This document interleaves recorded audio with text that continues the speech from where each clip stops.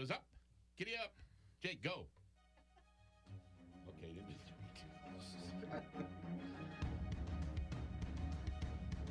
I love that Christmas sound right there, don't you? That is a thing of beauty right now. And now, the three-time, not one, not two, but three-time winner of the Pennsylvania Association of Broadcasters Excellence. Look at the excellence in this room, ladies and gentlemen. Excellence in Broadcasters Award. The recipient of not one, but two, count them, two. Pennsylvania Associated Press Broadcasters Association Awards for excellence, promoting and advancing the craft and microbrew culture in Northeast Pennsylvania. This is the 2019 holiday edition of The Friday BeerBuzz! The Friday BeerBuzz, powered by Sabatini's Pizza and Sabatini's Bottle Shop and Bar in Exeter. One of the area's greatest selections of rare craft and imported beers, growlers and crowlers, and 37 rotating drafts at Sabatini's Pizza and Sabatini's Bottle Shop and Bar, Wyoming Avenue in Exeter. Lindo Sabatini in the studio. Good morning, Lindo. Good morning. Or is it afternoon? I don't even know what time this is going to happen during the day. Man, if this music isn't enough to pump you up, I don't know what is. Don't you feel like doing a jumping jack or two? That's what I feel like doing. I don't mind telling you right now. All right, we're going to introduce everybody around the room here to get started because today, you know, for the special holiday edition of the Friday Beer Buzz, we always have the WILK studio audience. So let's begin with my lovely wife, Karen, is here today. How about a nice hand? Hey, Karen! There we go. There's Amanda. She's our Director of Special Operations. She's here this morning as well. All right. Becky is our brewer from northern Lackawanna County from the Krantz Brewing Company, our special celebrity guest brewer. Chris Miller, Mark Lehman from the Breaker Brewing Company, ladies and gentlemen. Yay! And, of course, and as always, and without whom there would be no show, here comes Bill from mybeerbuzz.com. Hey. You know, I'm programmed to say Happy Friday, but it's Saturday, and reflex. I don't know what day we're airing this on, Christmas Eve, and that's of different days. Tuesday or Wednesday. So happy day. Happy day. Let me give you. Let me just. I was going to say hello to Jake there before. Jake Rattle and Roll is pressing the buttons in the control room. Thanks, Jake. He's making the magic happen today, ladies and gentlemen. Very good. All right, Jake. If I was in charge of raises, you'd get one, but I'm not. So good luck. So first off, thanks to everyone for coming and joining us again here in the studio. Right. I can't believe it. It's been a year already. Thanks for everybody for tuning in. You know, this is our 9th Christmas special that we've done. Wow. Yeah, wow. That we are going in 2020. We're going into our 10th year, which is frightening. Yes, it is. And we're going to early on in 2020. We're going to cross our 500th show. Unbelievable. Jeez. Can you That's a lot of beer. believe that? I know. Yes, it is. And I can't believe you keep track of that too, Bill. That's a pretty good eye on that information. You know, I number every show. It's just like the format of the notes. I number every show. Today, this one is actually 486. Well, you can find all the shows and all the videos at your blog at mybeerbuzz.com. Yeah, we have the whole video index. You can go all the way back to show number 1 if you remember any of that. Did you say 486? 486. I can't count that high. I know. That's really crazy. So we wanted dedication. Let's not argue. I don't know what happens. My car drives up here on a Friday morning, every Friday morning, and here we are. So we wanted to bring back. Let's sing Silver Bells. Silver Bells. All right. Listen, by the way, let me just say that this is a special hour-long edition of the Friday Beer Buzz for the holidays. So this first segment is as good as it's going to get. It is. You'll notice it continually degrades with each passing segment until segment number 4, which is literally unlistenable. So yeah. Thank you for out there. tuning in as we overextend ourselves. You better. And we should point out that the hour special takes us, 3.5 hours About to record? 3.5 hours, yeah.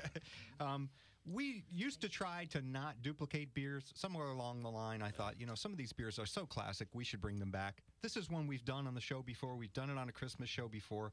But it has particular significance this time because of something going on at Sabatini's. If you're familiar with the show, we pair pizza and beer in the first segment every year. Right.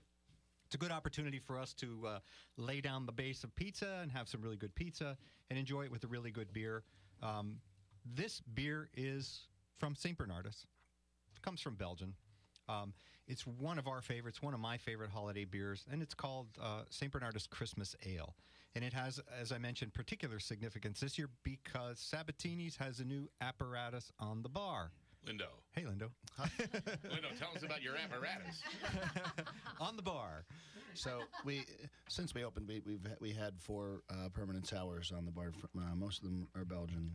We had the Delirium Tower, the Schoof Tower, La Trappe from the Netherlands, and then we have the Schneider from Germany. So we had a hand pump on. We decided to take the hand pump off the beer engine, and we put St. Bernardus Tower up.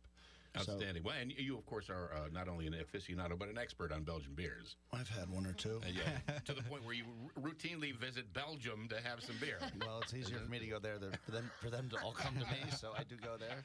So explain tower, because some people may be envisioning tower as there's a giant tower on the bar. So you go into most bars that you're either going to have the beer coming right out of the cooler, or on the bar there's going to be a metal thing that comes up with the apparatus. An apparatus thing. That's I don't beer know. lingo, the metal thing. So if I'm trying to describe a draft tower without using the word tower, but it's a metal thing. Cylindrical sort of a Comes up, and that's where the faucets are, and you put, so this one is designed from St. Bernardus. It's got the monk on it, a statue figurine of their monk, and it's always allows us to have 2 St. Bernardus beers on draft at all times. So right now we have as of today, we have the St. Bernardus Ave 12 and their triple on. But when you're listening to this, we'll have St. Bernardus Christmas on. excellent, outstanding, and of course, being from Belgium, that monk is metric, if I'm not mistaken. Oh yeah, It's metric beer. Yeah. Oh yeah. And he's actually Wanted to make sure that point was clear. he's an advisor. Somewhere along the line, when the Trappist designation came out for beers, because St. Bernardus isn't a Trappist monastery, they're not allowed to use the Trappist designation, and they're not allowed to use a monk on the label. So he's an advisor, is what they call him. We have Marco Passarella on. He joined us. He was our longest distance guest. He's a monk advisor? He's an advisor, not a monk advisor. He's not necessarily a monk. He just looks like one. Okay, all right. And one in He's every monkish. 1,000 bottles or something like that, he's winking or not winking. The winky eye. Yeah. St. Bernardus did the original. That sounds like the end of a terrible joke. And so I said to the winking monk. Yeah. That's not supposed to happen till the last segment. Yeah, that's true. So St. Bernardus brewed the original Monks of St. Sixtus, the Westvleteren beer, regarded as one of the best beers in the world still to this day. They still have the original recipe for their AB 12, and they still use the original yeast, where St. Sixtus has switched to West Mall yeast. That's the legal terminology. You got to put ish on it. It actually hurt St. Bernardus when the Trappist designation came out, because they were no longer able to use the Trappist label on their beer, and no longer able to use the monk. But they've come back. They've come out with a lot of different beers. We're pairing this with pizza. I think this is a really nice beer to pair with pizza. Tell us. What beer's not? Tell us about. It was like Dave Barry once said. I think the invention of the wheel was a great thing, but a close runner-up is beer and pizza. You brought some unusual combinations of pizza today. So tell us about what you brought today, and I assume anyone can go down to Sab's and request any of these. Well, I try to change it up every year. So this year, the thick extra cheese I bring, because that's one of my favorites, but the thick extra cheese comes every year. We also, today we brought the barbecue chicken special, which is our crust, our cheese, barbecue sauce, roasted chicken, and green peppers. Yeah. And then there's the bacon, pickle, onion. and onion. Yeah. He said pickle. That's P-I-C-K-L-E. I'm trying to get nice pictures of the pizza, but everybody's finished their everybody's pizza. eating it. Murdered my pizza over here. And then vegetarian special for people that didn't want to go chicken or bacon. or bacon. The tofu special. Yeah. We don't have I haven't gone tofu yet. Anything can happen, Linda. You never know. So this beer is relatively big. This is a 10% ABV beer, and they rate it as 20 EBU, which is European bittering units. We're used to IBU. They rate it with EBU. Oh, aren't we fancy in Europe? Yeah. Does it taste hoppy to anyone, though? Well, it's certainly not a bitter beer. Certainly not a hoppy. No. 20. Now, as I read the description here, and we've covered this, I'm sure, many times, but for folks who don't know, it says a Belgian quadruple. Yeah. So we know what a quadruple is. It typically means that it has 4 times the amount of malt in the grain bill, which leads to 4 times the amount of fermentable sugars in the wort, which leads to not 4 times the amount of alcohol, but a lot more alcohol. Mm-hmm. With this one, it's 10% ABV. You're not going to find a lot of Belgian beers that are hop forward, but they have hops in them. And at St. Bernardus, when I was there, right to the left side of the brewery was a massive hop field. So you walk through it. We were able to pick the hops, and there's a lot of hops in these beers, but the hops don't present themselves. Yeah. So if somebody says they don't like hoppy beers, go try a Belgian beer. Not many of them have hops. They're not hop forward as per American standards. Right. Well, and being a quadruple, this accounts for the fact that we're in double digits as far as the ABV is concerned. Yeah. But, if a Belgian beer is not hop forward, are there many Belgian beers that are not, close to, if not already, in the double digits alcohol-wise? There's a lot of lower ABV beer, Belgian beers. Yeah. A lot of the Belgian whites won't get that high in ABV, and then there's going to be Belgian singles and table beers and some sours are all going to be lower ABVs. All right. But I'm glad we don't have any of those today, Lynn. They make grisettes. They make Belgian singles, as you've mentioned, and historically these were potable water. We've mentioned this on the show many times. Yeah. That it wasn't safe to drink the water, and so beer was how they made the water drinkable to field workers. Even though and they to didn't know how they regular were people. doing it or why that was happening, they just knew that beer was safer to drink than the water was. Right. And it made them really, really happy. The waters were all, Yes. So this beer uses water it made from. them happy and they didn't end up with dysentery. So, Yeah, well, so there's that. That's Make always you happy no matter what. Yeah. it's always a good thing in a beer, right? Yeah. Dysentery free. Now, dysentery free.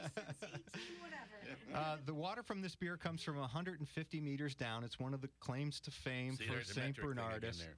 That's almost 10 feet for everybody in America. Yeah, 154. And so what they say is that water came from rainwater at the time of Joan of Arc. Really?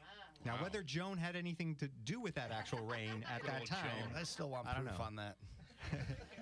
we need international Joan units measurement in the beer. Like, European Joan units Yeah, is what European. we need. That's a thing of beauty. All right, listen, let me ask you a question here. Yeah. Did Jake Rattle and Roll go for a walk? Because I don't see her late. It's okay. I'm looking through into the control room, and there's nobody in there. That's all right. I can go in there. We're and going to take need a care of it. button to get Yeah, pushed any that's all minute right. now, and I know he's on a union break of I'll some take sort. care of it. so really good beer. You can get it at Sab's, right? It's We try to available in keep- 750s. Yeah, we try to keep this one year round, even though it only comes out and is available for sale for November and December. We do age a lot of this in the cellar, so we have it year round. St. Bernardus Christmas Ale is what we're enjoying here Yeah. this morning on segment one. This is the 2019 holiday edition of the WILK Friday Beer Buzz. We've got more to come. Stick around. Back with more in just a minute. Yay! Our trophies fell off the shelf. We're doomed.